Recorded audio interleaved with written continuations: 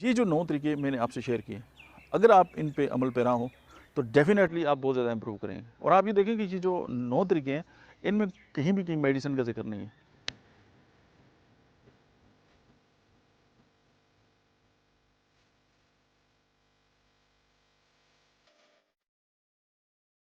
बिस्मिल्लाहिर्रहमानिर्रहीम, अस्सलाम वालेकुम। मेरा नाम डॉक्टर अहमद एजाज़ है और आज हम बात करेंगे कि ऐसे वो कौन से 9 तरीके हैं कि जिनको अगर हम इस्तेमाल करें तो हमारा जो ब्रेन है उसकी जो पावर है वो बहुत ज़्यादा बढ़ सकती है। आजकल अक्सर आपने देखा होगा कि हमारे जो स्टूडेंट्स हैं या हम खुद या बाकी जितने भी सोसाइटी के अंदर लोग हैं, मोस्टली उनको यही गिला होता है कि उनकी याददाश्त कमज़ोर है और उनको चीज़ें याद नहीं रहती।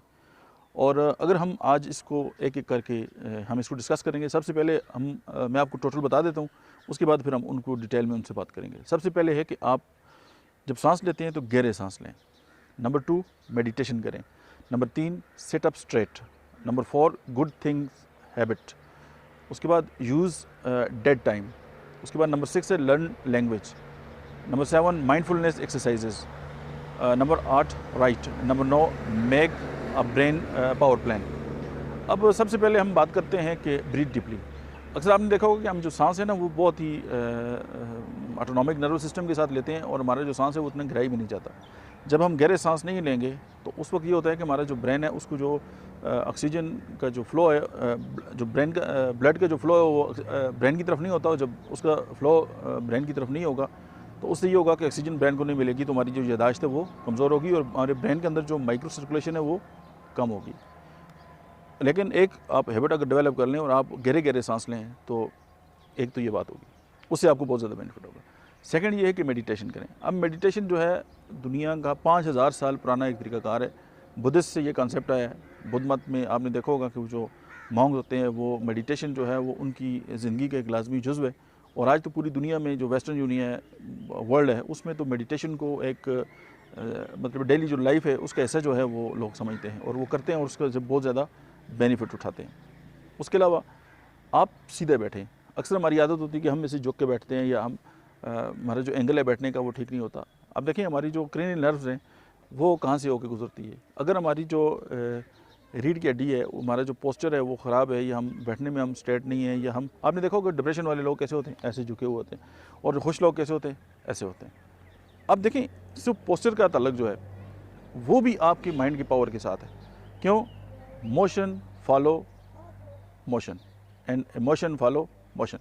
कि आपकी जो फीलिंग्स हैं, आपकी जो जज्बात हैं वो हरकत को, अगर फॉर एग्जांपल आप जो हैं वो परेशान हैं या आप डिप्रेस हैं या आप जो हैं वो समझ रहे हैं कि मतलब है कि डाउन फील कर रहे हैं, तो आप अगर उठ के कोई भी एक्सरसाइज स्टार्ट कर दें, कोई भी ऐसी हरकत स्टार्ट कर दें, तो आपको लगेगा कि आपकी जो इमोशंस है वो तब्दील होना शुरू हो जाते हैं।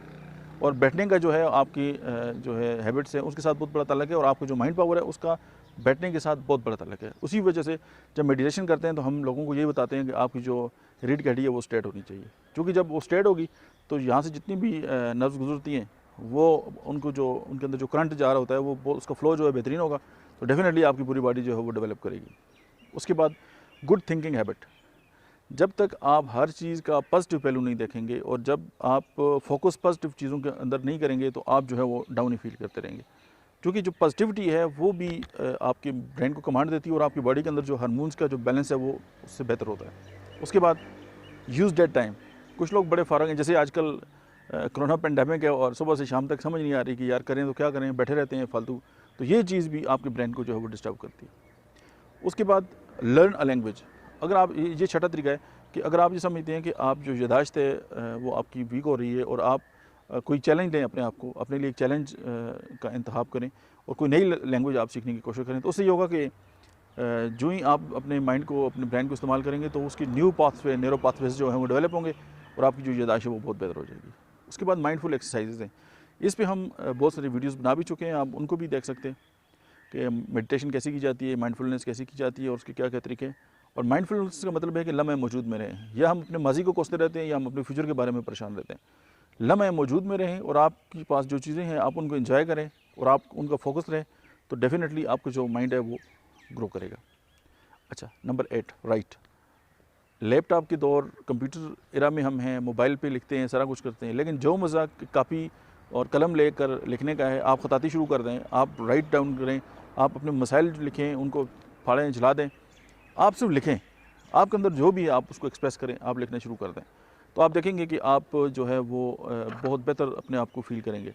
और जब आप अपने आप को बेहतर फ़ील होगा तो जितनी चीज़ें हैं ना वो बाहर निकलती रहेंगी। सम टाइम ये होता है कि हम अपने माइंड को उस तरह प्रॉपरली इस्तेमाल नहीं कर सकते और बस वो लिखते भी नहीं हैं और आप टाइप करते रहेंगे, ये लिखना नहीं है।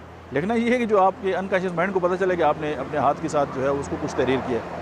अब ये जो तहरीर करना, ये लिखना, ये फ्री राइटिंग करना, ये बहुत बड़ी एक एक्सरसाइज़ है कि जो आपकी जो इमोशंस हैं उनको एक्सप्रेस करती है और आपके हमारे जो माइंड के अंदर कचरा भरा होता है उसको भी डिटॉक्सिफाई करने के लिए एक बेस्ट तरीका है। उसके बाद आप अपने माइंड को जो है वो उसकी ब्रेन पावर के लिए कोई प्लान बनाएं, कोई एक्सरसाइज के बारे में सोचें या इस तरह की तहरीरें पढ़ें या इस तरह की कोई जो राइटर हैं आप उनको पढ़ें, लेक्चर सुनें। तो उससे भी ये होगा कि आपको पता चलेगा कि आपका जो माइंड है, अगर आप उसको जो प्लान करते हैं तो आप किस तरह मतलब बेहतर। ऐसी बहुत सारी डाइट्स हैं, आप उनका इस्तेमाल कर सकते हैं।